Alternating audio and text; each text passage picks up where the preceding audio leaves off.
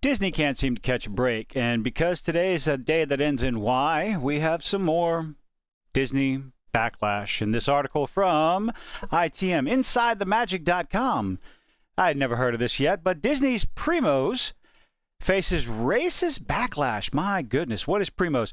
Primos is, let's see. Walt Disney Animation has given the world some of the greatest animated series audiences have ever known, and some real stinkers as well. From DuckTales to Phineas and Ferb, many of the company's Saturday morning cartoons have gone on to become major pop culture icons. Unfortunately, that's not the case for Primos. I don't really care for the animation style, but it's not for me, remember? Cartoons are not for you. That's a whole different opinion. Animation is for everyone. I don't care for the art style, but I don't have to. But then again, Phineas and Ferb was pretty good. It was entertaining. When something's entertaining, you can look past the art style. You can get used to it or whatever. But what's interesting about this one is the language used in the intro song, because that's the only thing that's come out. Well, let's see.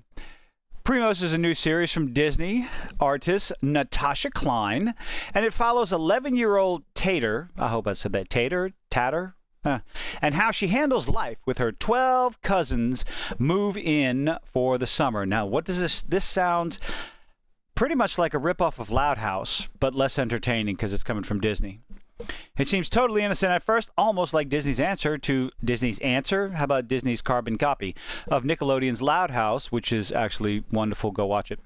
But fans aren't having the expected response. Pulled for racist stereotypes. Huh? They pulled the trailer off of the Disney website. You can still find it on YouTube. Go check it out. Tell me what's racist about it. I can only be told, because I don't get it. Of course, I'm a white dude. Fernand Cortez X. Oh my God! Don't do that. Don't put an X in your. Anyway, shares her thoughts on the show's developments, and she's correct that the project is being met with some premature hostility. Who would have thunk it? Premature hostility over a trailer. My goodness, they must be bigots. Disney fans looking for more information on the show will find little more than the intro scene in the TikTok above, as the promo has indeed been pulled, fuck that, from Disney's official page. Even a search on the Disney site reveals only the theme song. With all that in mind, is the project really that bad? Well, it depends on your viewpoint and whether or not you want to be a social justice warrior that wakes up every morning looking for something to be offended by. And yet here I am talking. I'm just talking about it. Although the premise and design of the show definitely falls into some cultural stereotypes, it's a cartoon. Most animation deals with stereotypes. Stereotypes are just stereotypes. They're jokes. They're overblown. Most of it in animation, they're overblown caricatures, comical. Fans in the comments aren't as vicious as some... Wait, what? Fans aren't as vicious as some might expect. And why are we talking about racism? Could this be another case of cancel culture striking again? Some, like Miss Jazzy, writes in the comments. But, okay, like, I would spend my summers at my grandma's house with all my cousin my age, which was like 15 of us. I have 42 cousins on one side. Okay, are they claiming this is racial stereotypes because a Latin family has lots of cousins and siblings and aunts and uncles because they have a large family? People are getting offended by that? Okay.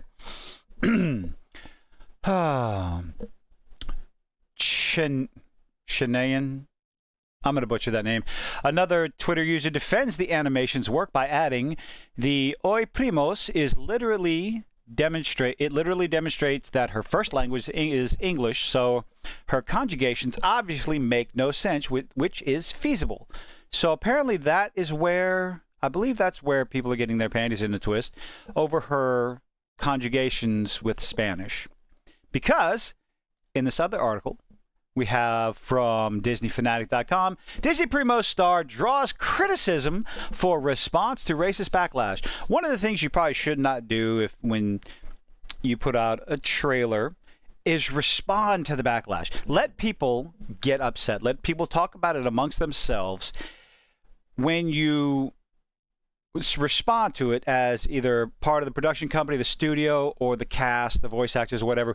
When you respond to it, you may think you're trying to do good or trying to do well by explaining what's going on and why this and why that, but all that does is add fuel to the fire because you are essentially feeding the trolls.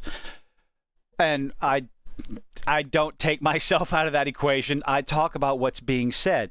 But if you don't say anything, you don't give anyone anything to talk about. That's where the key lies. Because no matter what you say, no matter how good-natured you believe what you're saying is, it's going to be taken and spun into all different directions, and it will never be enough. Let's see what she has to say. Recently released the intro theme song for the new animation series Primos. Okay, blah, blah, blah. Myrna Velasco, the voice actor, but actress. Just say actress. God damn, what is wrong with this?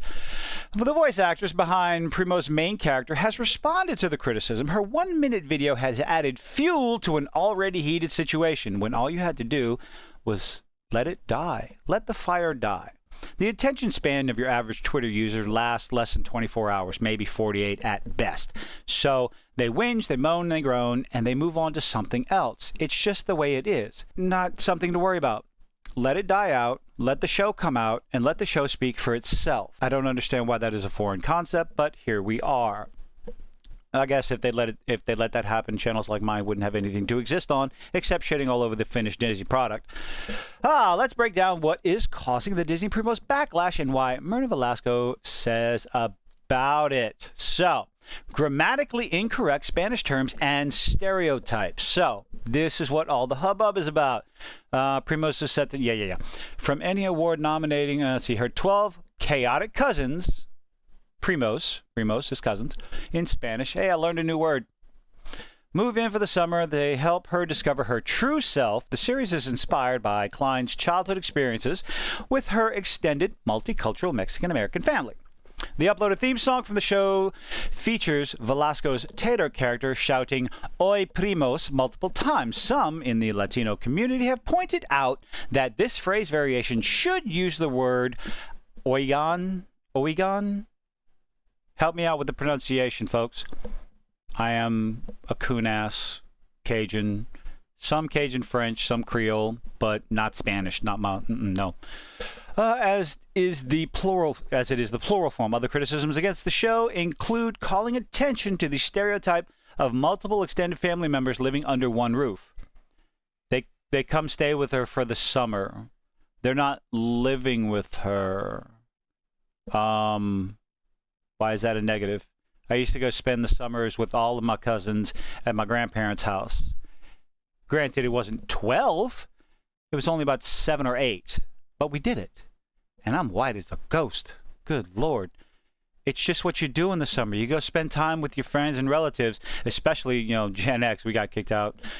Parents forgot about us and said, don't come back until the sun goes down. Out in the country, oh no. Come back whenever you feel like it. Come back when it's time to eat. Some cousins' names are also questionable at best. Really, the youngest name is Spanish. The youngest name is Spanish slang for a female private part. Oh, which one was that? A female private part in some countries. Oh my goodness. Furthermore, the city's name translates to Earthquake Heights. Okay, you mean California? Most cities in California, which is a poor choice when Mexico has long history of devastating earthquakes. So is California. There's earthquakes all over the place. It's a natural occurrence. Oh my God. Now this is definitely the case of people getting upset for nonsensical stuff.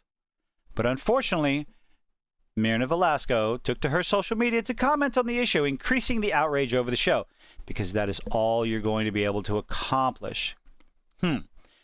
Here's what she had to say. Oh, this is definitely fuel on the fire. Spanish language is not a Latin American language. I'm only reading the quote, folks.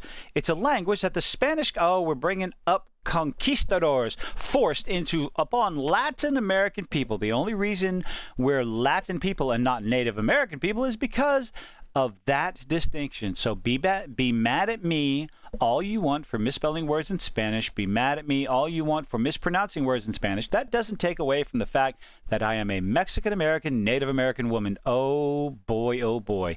You definitely added fuel to the fire, whether you like it or not. Defenders of the series have cited that it is based on the childhood of its creators, a Mexican-American woman who grew up near Los Angeles, earthquake central. Los Angeles, California. They argue that growing up as a Latin American person in America offers different experiences. So some people came to her defense. Let's see. We're trying to make a good show for kids that feel left out. And here we go with diversity and inclusion, and you can't see yourself. You can't relate to any characters. This is going to come at everybody from all kinds of sides. You have the Twitter SJW coming at Disney and this creator because of my representation and incorrect representation and incorrect pronunciation of language. And then you have Disney, who's constantly trying to virtue signal and go the diversity inclusion route. And I'm just here laughing, and I'll add my own fuel to the fire and let them fight amongst themselves. I find it entertaining as all hell. Disney cannot seem to catch a break at all. And I guess the less breaks they get, the less garbage they'll be putting out.